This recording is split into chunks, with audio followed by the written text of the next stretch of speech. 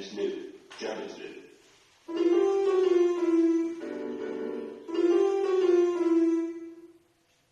Alright. I'm going to flash a picture.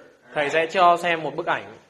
I want you to Nhớ vị trí của chúng. memorize all the things that you see in that picture. Alright?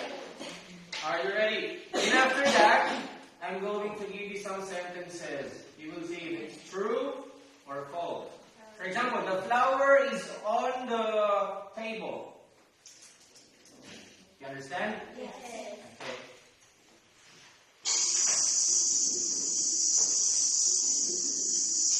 Memorize. Nhớ nhá, nhớ các vị trí, các hình ảnh trong bức tranh này. Một chút nữa thầy sẽ có câu hỏi. Chúng ta phải nói xem là câu nói đó đúng hay sai.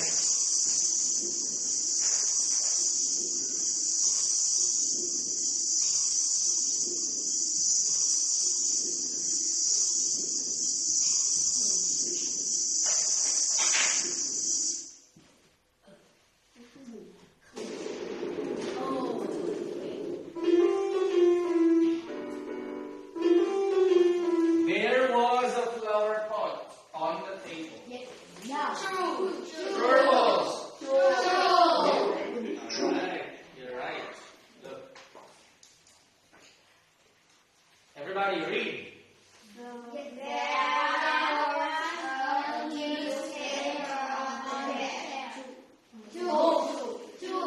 True or false?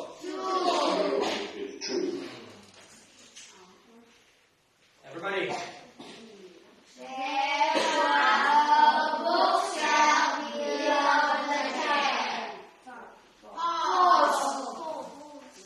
Alright, let's have Cherry. Click the answer. You're right. It's false. Alright. Everybody. Come. Everybody, read.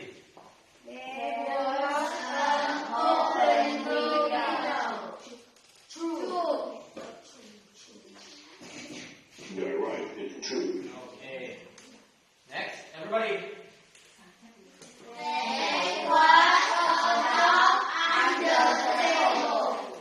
You're right. It's false.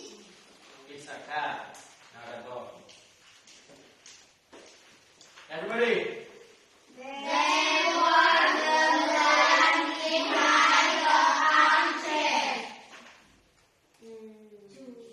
You're right. It's false. Wrong. Justine.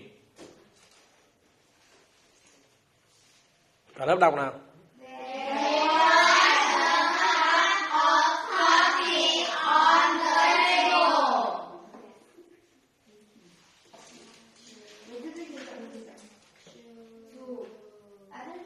You're right. It's false. There was. Next. Có chứ không phải là không có, đúng không nhỉ? There was chứ không phải there wasn't. Everybody.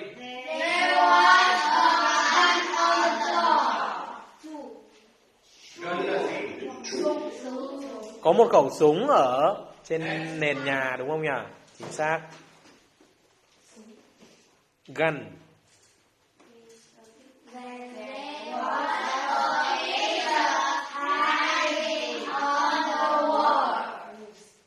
You're right. It's false.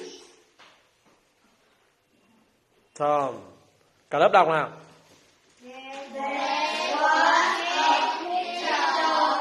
À.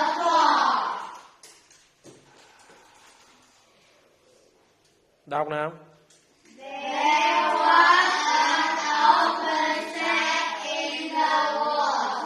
You're right. It's true. Safe là gì? Open safe.